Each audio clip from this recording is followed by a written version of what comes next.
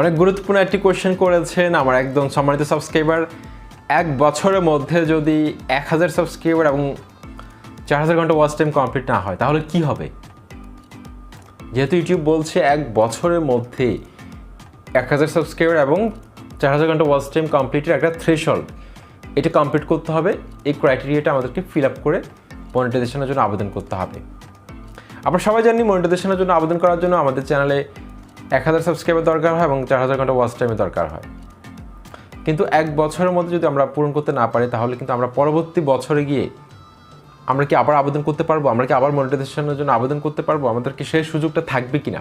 এটা নিয়ে কিন্তু নতুন কন্টেন্ট ক্রিয়েটরদের মধ্যে কিন্তু হিউজ পরিমাণে কনফিউশন কাজ করে। আজকের এই ভিডিওতে আমি আপনাদেরকে সেটা ক্লিয়ার করে দিব।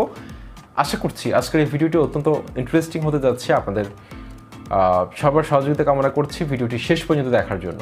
সাথে রয়েছে তানিম খান। সাবস্ক্রাইব করে দিন, আর যারা সাবস্ক্রাইব করেছেন থ্যাংক ইউ সো মাচ। বন্ধুরা দেখুন,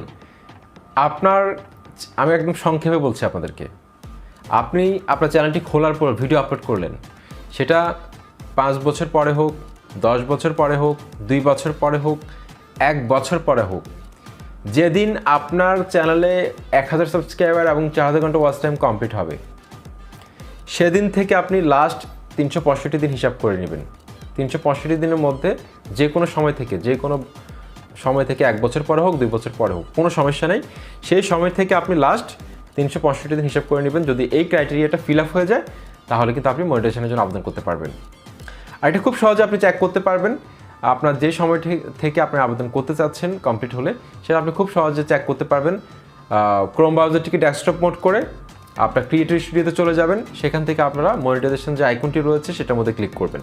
সেটার মধ্যে ক্লিক করার পর আপনারা দেখতে পাবেন যে মনিটাইজেশনের যে ক্রাইটেরিয়াটা সেটা কতটুকু ফিল আপ হয়েছে ওখানে কিন্তু দেখায়। ইভেন আপনি ক্রিয়েটর স্টুডিও যে অ্যাপসটি রয়েছে সেটার মধ্যে আপনি ওয়াচ টাইম খুব সহজে চেক করতে পারবেন। লাস্ট 365 দিন সিলেক্ট করে খুব সহজে কিন্তু আপনি চেক করতে পারবেন। সুতরাং এটা নিয়ে ঘাবড়ে যাওয়ার কিছু নেই যে 1 বছর পর আমি আবার আবেদন করতে পারবো কিনা বা সেই সুযোগটা আর থাকবে কিনা। এটা আপনি যে কোনো সময় থেকে আপনি চাইলে আবেদন করতে পারবেন।